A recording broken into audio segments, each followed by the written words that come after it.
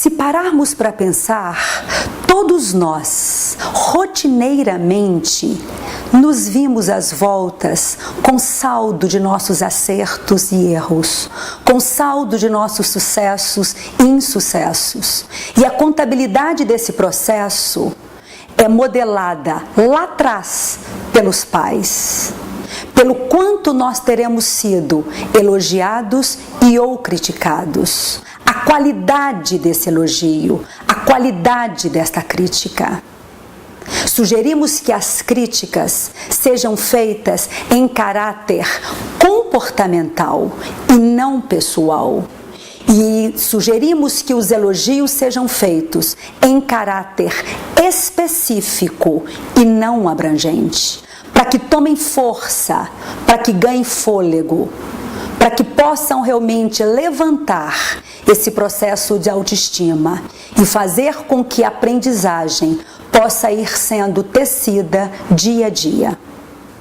Diante de um sucesso, por exemplo, uma nota boa na escola, é importante que os pais destaquem a pessoa: você é muito capaz. Coloquem o feito numa cadeia abrangente e, se foi bem nesta prova, terá condição de ir bem em outras provas. Se foi bem nesta matéria, terá condição de ir bem em outras matérias. E em termos do tempo, se foi bem hoje, terá condição de ir bem amanhã.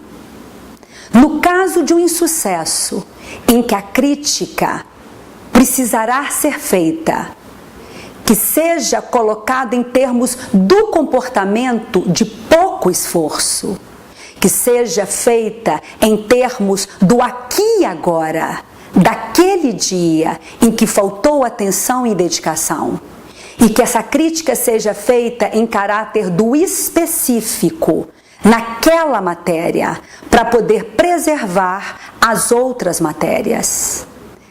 Desde os estágios iniciais, as crianças começam a processar o real e começam a extrair sentido de tudo e de todos.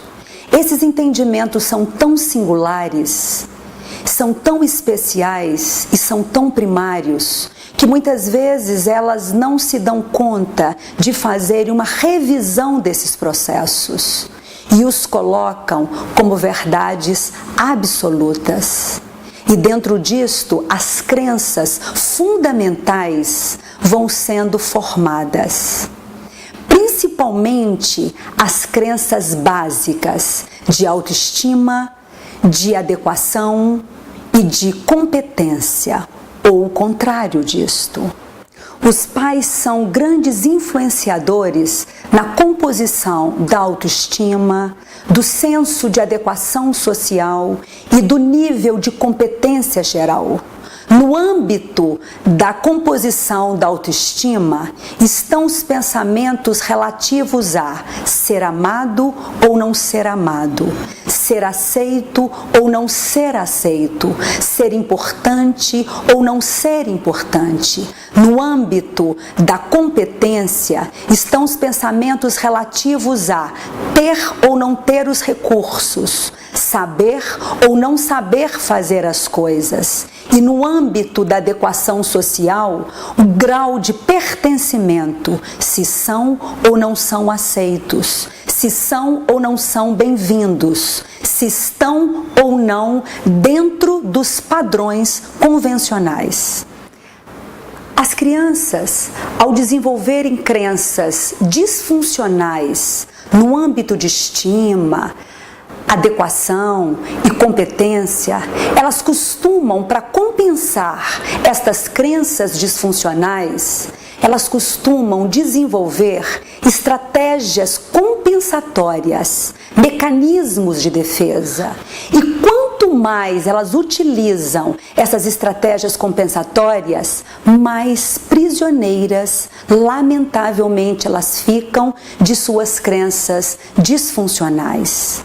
Por exemplo, uma criança que acredita ser menos amada, ou seja, portadora da crença da não estima, ela pode começar a querer agradar excessivamente seus colegas.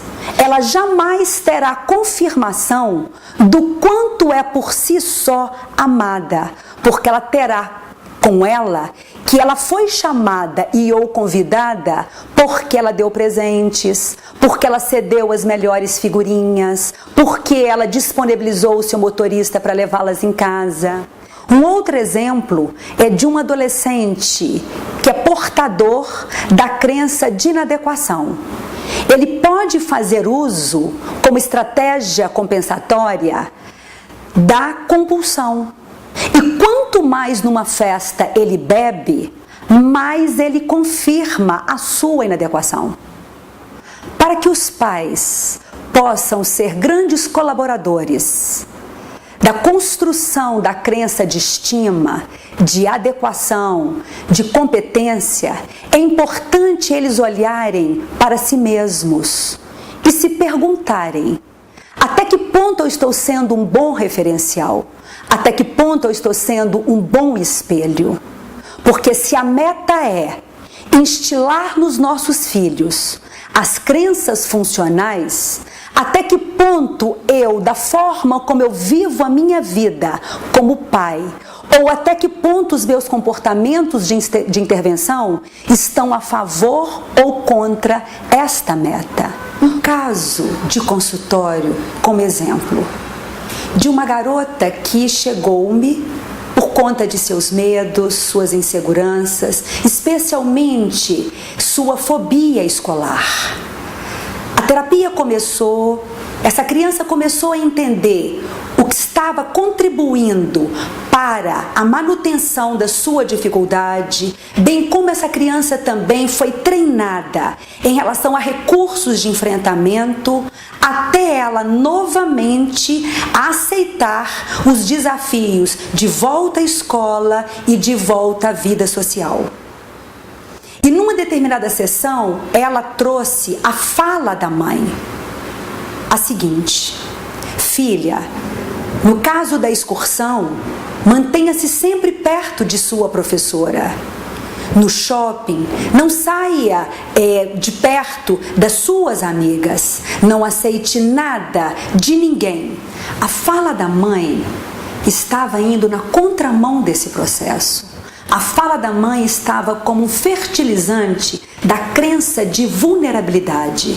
Crença esta que, se muito desenvolvida, faz com que enxerguemos a vida pela lente aumentada de perigo, o que produz medo, o que gera insegurança.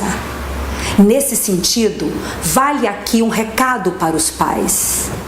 Se queremos que nossos filhos sejam corajosos, hábeis na solução de problemas, seguros para enfrentarem os desafios da vida, inteligentes, que se sintam amados, que se sintam felizes, é muito importante que nós perguntemos a nós mesmos o que temos feito, qual o carinho que nós temos dado a nós mesmos, o que temos falado, o que temos defendido, como temos apresentado a vida, como temos introduzido as pessoas no universo dos nossos filhos. É preciso que os pais entendam que o que eles falam, como eles vivem, o que eles comentam, o que eles ditam, vai interferir na composição do estilo de educação e, mais do que isto, no estilo de pessoas que estão sendo criadas.